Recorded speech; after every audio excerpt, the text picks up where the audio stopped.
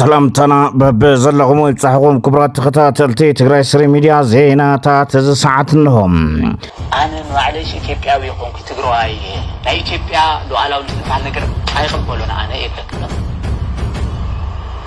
انا አፍታ ናይ ጽዋሕ ብርግጸይነት ትጋት ትግራይ ተለቂሄ ሎም ኮይኑ ዝነብር ሰብዬ ኢትዮጵያዊነት ክብር ዝባል የለ ህዚ ምክንያቱ ትግራይነት ክብር ስለዚህ ተኸበር ኢትዮጵያ ትግራይ ዘይ ተኸበር ኢትዮጵያ ፈሕብትን ወላ ተበዲ ተኽብረን ተላይ ዘኽብራይ ሓደ ዝኽርዶም ወለው ተምሳ كزرارب زغني نطافي محبراو ميديا حساب زسانا سب دحر مفتوح ملق تحليفلهم ربوع ميازيا 32 عام تمرت تاسيرو زنبره ايت برهانه ገብረ ገርገስ سب لعلي بوليس بزبصحناي بوليتيكاون وتادراون عزز تزغطي كب ماسرتي تلقيقلهم كوميشن بوليس تግራይ بخالوت አካላት بزبصح صغطي كم زفوتو زحبر حوريت አውጥዮም እቶም ካልኦት አካላት ዘበሎም ማን መሆነም ግን አይገለጸን برهانه ገብረ ገርገስ ሰብ ዘሰአነ ሰብ ዝብል ንጥፈታት ማሕበራዊ ሚድያ ዝፍለጥ ውልቀሰብ ተማረቡ ሚያዝያ 29 2017 ዓመተ ምህረት ድሕሪ ቀትሪ ተጠረጠረሉ ገበን ንምስጥራይ ብሕጋዊ ትእዛዝ ቤት ፍርዲ ኮሚሽን ፖሊስ ትግራይ በቁጥጥር ከም ዝውዓለ ይዝከር ይኹን ዳምበር ንኻልኦት አካላት ተመሓላለፍ ክወሃብ ዝብል መሰረት አልቦ ዘረባታት በማሕበራዊ ሚድያ ንካልኦት ማዕኸናት ዜናን ክቀባበሉ ወጸኒሖም እዮም ካብዚ ተበጊሱ ካልኦት አካላት ኣብ ልዕሊ ኮሚሽን ፖሊስ ትግራይ ካላውን ሙያውን ነፃነቱ ሓልዩ ኸይዱ ምጽራዩ ኸይገብር ልዕሊ ዓቕሙ ዝኾነ ጸቕጥታት በመብጽሖም ስዒቡን ካልእ ዘይተደለየ ውፅኢት ከስዕብ ስለዝኽእል ከይዲ ምጽራይ ኣቋሪጹ ፈቲሑ ሰዲድዎሎ ይብል ጸብጻብ ፖሊስ ኮሚሽን ትግራይ በቲ ተጠርጠረሉ ገበን ትማል ንጎና በፖሊስ ኮሚሽን ክውሰድሞ እቲ ጉዳይ መጀመርያ በትግራይ ክርአ ተወሲኑ ከም ዝነበረን ኮይኑ ግን ፖሊስ ኮሚሽን نتأثير زحادرلون كفلة كتما عززي بوليس زوصح مفرح نايت برهانه ገብረ ገርገስ ክለቅ ወተገዲዶም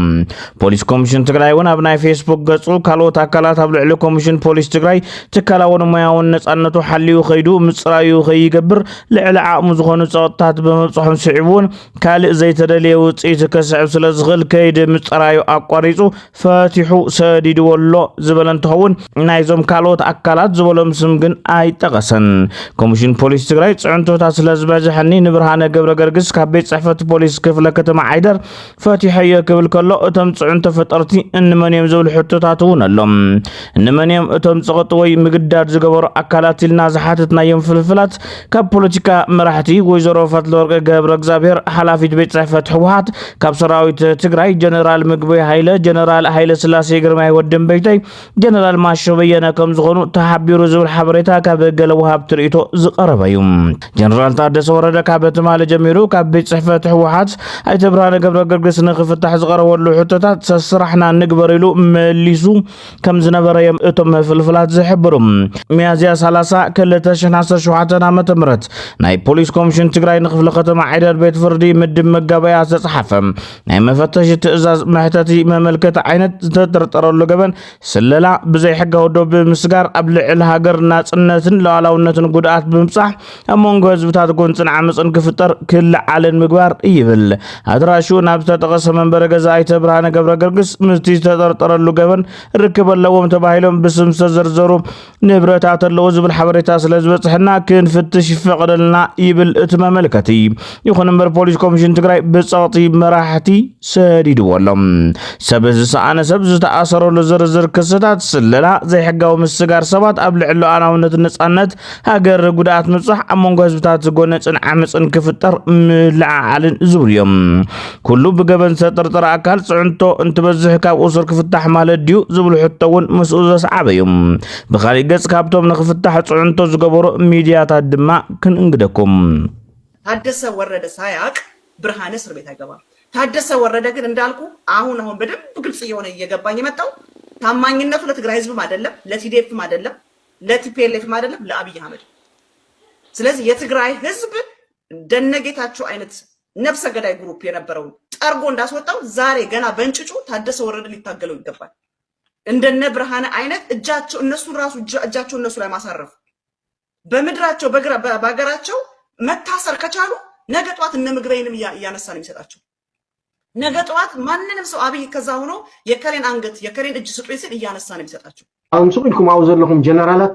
كيدكم انتو بوليس طابع سيركم ويفتحوه ወይ ካለ ነገር ግብር ሲልኩም እዚ ናይ ክስታይ ፖለቲካ ግደፉ እዚ ስነ ስርዓት እንተገበርና ጽቡቅ እዚ ሓጫር መልእክቲ ክሕልፍ ኢለ ኣነ ሕያ መስለኒ ثانك يو ያው ናይ ክልል ፖሊስ ያሲርዎ ዘሎ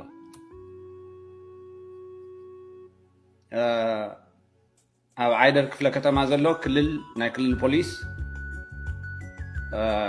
ንዝኾነ ይኹን ጉዳት ኣብ ብርሃነ ዝበፅሕ ጉዳት ንዝኾነ ይኹን ኣብ ብርሃነ ዝበፅሕ ተጋርላይ ብርሃነ ዝበፅሕ ዝኾነ ይኹን ዓይነት ተሓታቲ ክኸውን ሶ ኩልኩም ኣብ መላእ ዓለም ትርከቡ ኣሓትን ኣሕዋትን ተጋሩ ፈተውቲ ትግራይ ኤርትራውያን ዋላ ካልኦት ፈተውቲ ትግራይ እውን ነዚ ተጋዳላይ እዚ ድምፂ ክትኮንዎ ብክብሪ ንዕድም ናብተን ካልኦት ዛዕባታት ንከይዲና ሓበሬታታት እናተኸተልና ስልክ እውን ደው ኢልና ሓደ ሓበሬታ ክንጥይቕ ኢና ምስ መደባትን ሓቢርኩም ፅንሑ እዚ መደብ እዚ ንኩሉ ክባፃሕ ሸር ግበርዎ ላይክ ግበርዎ ወዲ ወረደ ጉዳይ ወዲ ወረደ ንመን ይዝፈርሕ ንፌደራል ይፈርሕስ ንህዝቢ ትግራይ ይዝፈርሕ ወዲ ወረደ ኣፉ ዓፃፂዩ ንምንታይ ስቂሉ ንኣብይ ኣሕመድ ዝምልከት ሓንቲ መግለፂ ዘይህብ ህዝቢ ውሽጣዊ ይነግሮ እየ ብዋትስኣፕ ኢሉ ከሎ ይድውለሉ ይኽብለና ኣይንፅበን ናትና ጉዳይ ሆነ ንሱ ንመን ይፈርሕ ወዲ ወረደ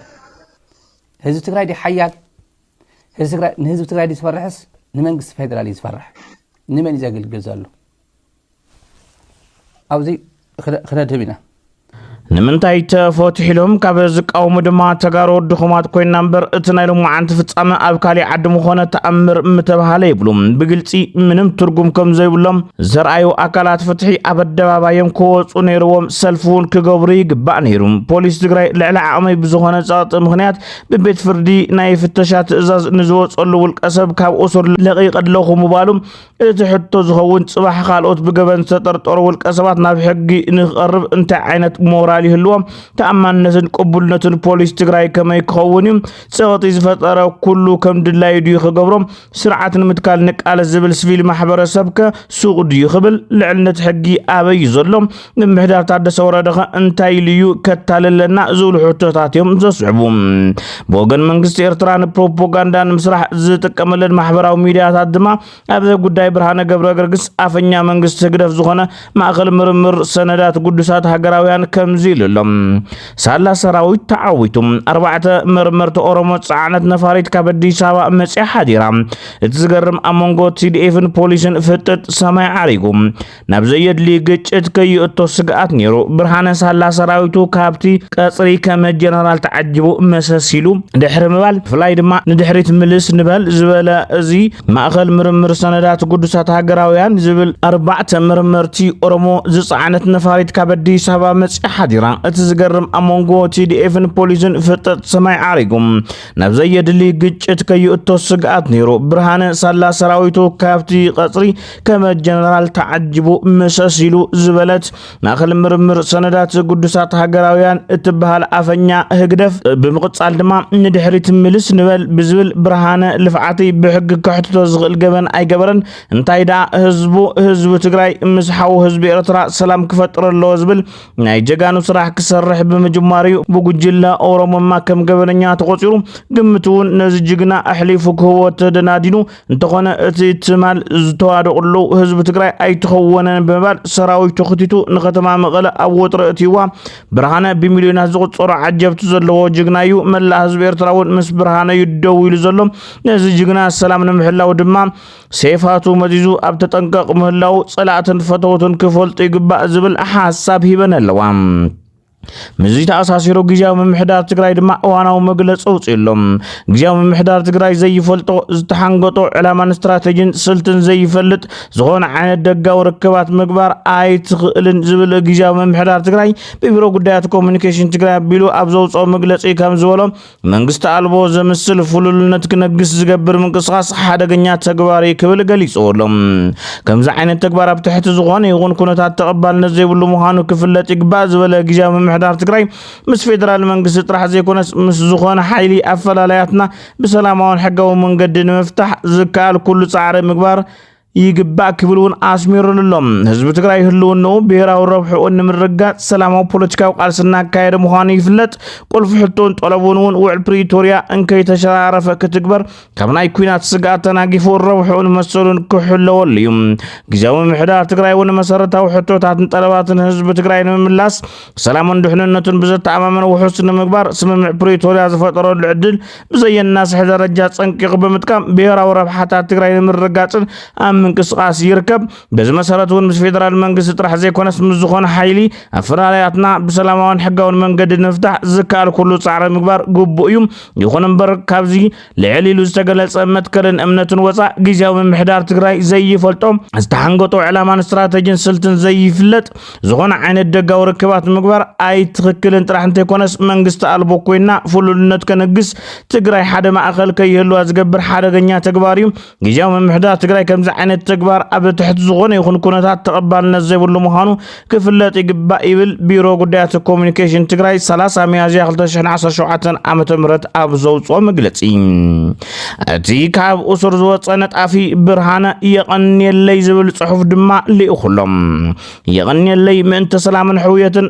ኣሕዋት ህዝብታት ዝኸፈልኩ ተኣዚዙ ሓደ መስዋዕትነት እዩ እቲ ናይ ሰላምን ናይ ሕውየትን ቃልሲ እንሆ ተባሪዑሎ ነዚ ዝተቀደሰ ሰናይ ተበግሶ ድሕሪ ሕዚ ዝኾነ ኃይሊ ክኾልፎ ይኽእልን የቐንየለይ ንምርኣያ ብሔራዊ ጅግንነትና ጅግና ሰራዊት ትግራይ ብፍላይ ከዓ ኣብ ከተማ መቐለ ከባቢ ፖሊስ ጣብያ ክፍለ ከተማ ዓይደር ዘለኹም ኣባላት ሰራዊትና ንፖሊስ ክፍለ ከተማ ዓይደር ንተጋሩ ሞያ ጥብቅና ንጀጋኑ ነበር ተጋደልቲ ትግራይ ንጀጋኑ መናእሰይን ህዝብን መቐለ ንዲያስፖራ ትግራይን ኤርትራን ንሚድያታት ደደቢት ትግራይ ፕረስ ሆራይዘን ፍሪ ሚዲያ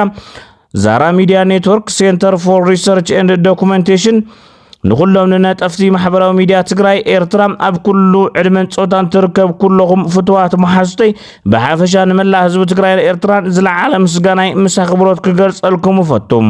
ብዘይ ኣገባብ ካብ ዝተቐየደ ኩሉ ንኽፍታሕ ዝገበርኩሞ ዕውት ናይ ሬዚስታንስ ቃልስኹም ኣዝዩ ዘኽርዕን ዘሕብንን ጥራሕ ዘይኮነስ ትግራዋይ ኣብ ትግራይ ዓዱ ንኽዳነ ዘረኣኽሞ ብሔራዊ ስምረት ብፖለቲካዊ ፍልልያትን ቅዋምን ዘይናወፅ ምዃኑ ብግብሪ ኣመስክርኩም ኢኹም ኣብ መንጎ ህዝብታት ሰላም መስባኽ መንገዲ ሰላም መፍጣርን ብዝኾነ ይኹን ኣገባብ ዘወንጅል ገበን ኮይኑን ተራእዩን ኣይፈልጥን ኣብ ቀረባ እዋን ብሰናይ ፍቓድ ህዝብታት ትግራይን ኤርትራን ሕዚ ካብ ዘለዎ ናይ ክልቲኡ ነጠፍቲ ማሕበራዊ ሚድያ ርክባት ናብ ፐብሊክ ዲፕሎማሲ ክብ ከም ዝብል ተስፋ ይገብር እዚ ንምዕዋት ዝኽፈል ኩሉ መስዋዕቲ ገና ክኸፍል እየ እቲ ጉዳይ ንሱ ኣይኮነን ብተለኣኽትን ብዕሱባትን ስርዓት 4 ኪሎ ቢሉ ቅድሚ 5 መዓልቲ ማለት እውን ብዕለት 25 ሚያዝያ 2017 ዓመተ ምህረት ምሸት ልክዕ ሰዓት 1:40 ነቢሉ ኣብ ልዕለይ ዝተፈጸመ ፈተነ ቅትለት ምፍሻለ ስዒቡ ፖሊስ መቐለ ንመነነት እቶም ቀንጸልቲ ሚእታዊ ሓበሬታን ዕውት ምርመራን ምውጋኑ ስዒቡ ተጠርጠርቲ ገበነኛታት ናብ ፍርዲ ንኸይቐርቡ ዝተገበረ መቐጸልታ ሽርሒ ምዃኑ ክፍለጥ ይግባእ ትግራይ ጽባሕ ሃገር እያ ዝብል ድሕሪ ካብ ማእሰርቲ ምውፁእ ዘስፈሮ ጽሑፍ እዩ ኣብዚ ክልተ መዓልቲ ቅንጸላ ክካየደሉ ተጻዊዱ ነይሩ ዝብል ሓበሬታ ተወዚዑ ምንባር ዝፍለጥ ኮይኑ ገለ ኣካላት ድማ ነቲ ቅንጸላ ዘዋደዱ ኣካላት ዝበልዎም ዘንበርዎን ኣለው ዝብል ሓበሬታ ድማ ኣካፊሎም እዮም ካብኣቶም ሓደ ስታሊን ገብረ ስላሴ ነይሩ ምስትራዊ ቪድዮ እውን ኣሎ ስና ሓቢና ነበርና ማለት እየ ሓቢና ነበርና ምንታ ትግራይ ኢልና እቲ ኣብ ጎን ወዲ ወረደ ዘሎ ኣብ መንጎ ወዲ ወረደን ኣብ መንጎ ብርሃነ ልፍዓተይን ዘሎ መዋእል ገረዝሄር በየነ ይበሃል መዋእል ገረዝሄር በየነ ይበሃል ውልድ ወደንጥሩ እዩ ናይጀነራል ወደንጥሩ ውልዱ እዩ ወዱ እዩ ብዛዕባ እትዋና መቀናበሪ እትዋና ቁፅሪ ሓደ ኣብ ቀትለት ፈተነ ቀትለት ናይ ብርሃነ ልፍዓተይ ጉዳዩ ንሱ እዩ ሓቢናዮ ኢና ጸኒሕና ሓልሓድ ነገራት ሕዚ ሎም ማዓንቲ ብርሃነ ልፍዓተይ ኣሲረዎ ፖሊስ ኣሲረዎ ክለታት ዝብል ወፅየሎ ስኢልና ካብ ንሓወስ እንታይ ደኣ እሞ ህዝቢ ዘይፈልጦ ትዝንዮ ግዕዜና ትዝንዮ ኣብ ትግራይ ዝንሄ ስርዓት ናበይ ይኸድ ከም ዘሎ መርኣያው ስለ ዝኸውን ህዝቢ ትግራይ ተሰምዖ ተራእዮ እንታይ ይብለና ጸላእትና እንታይ ይገብሩና ኣሎ ንምንታይ እዚ የንገላትዕዎ ኣለው ዘንከላትዎ ዘለው እንታይ ማለት ምዃኑ ኮርያም ዛ ቪድዮ እዚኣ ያው ፍልጥን ኢኹም ኢለ ግምት ብማዕታእትና ያለና ዓላማ ዓቢ ና ህልውና ዓላማ ስለ ዝኾነ ግዴታ ካብዚ ግዳይ እዚ ክንደርፈ ንኽእል ኦልሬዲ ዝግዳይ እዚ ህይወትና መስዋዕትነት ንምግባር ዝግጁ ኢና الساعة 12 على 25 ولا شمونتا هذا 10 زلقور لنا مهات عدنا له علامات نعم من السي جزء المخارجنا يوتنا مسواتنا حلفنا جنبار كم جنبار وتينا وكنت ما نوصل لنا قداج حادث من متفاق يا فنس حادث على ما متفاق مالت نازل تقرأي هلونا من ملاس مالتي الناس لا حسنة كابتو ألسزور ما نكسنا خلنا هم زي خيل نمرعي نقول لنا أرمجان قال من لا أزو تقرأي من سي تقرأي تفلت يدني حزون قالنا تقرأي بسلام تنبر أدو تقرأي بسلام تنبر من سي تقرأي نبوتو آتيو وطلع له فو مكراني أخلا نيلو وطلع حزي حزمو للو سلطان نعم من سي نكمتسل هنا ترم جاز مسلنا زي تقرأي زي قال زي يقول له بيوت نكي تعرف فاليا بيوت انت تعرف فين قالوا هنا تقرأي ناقع عباية يغنيني تقرأي تسوي من سيئوت ክቡራት ተኸታተልቲ ትግራይ ስትሪም ሚድያ ነሳዕ ዝሓዝናዮ ሓበሬታ ንዝተኸታተልኩሞ ይመስል ነይሩ። ሰላም ንህዝቢ ትግራይ፣ ሰላም ንኹሉ ወዲ ሰብ።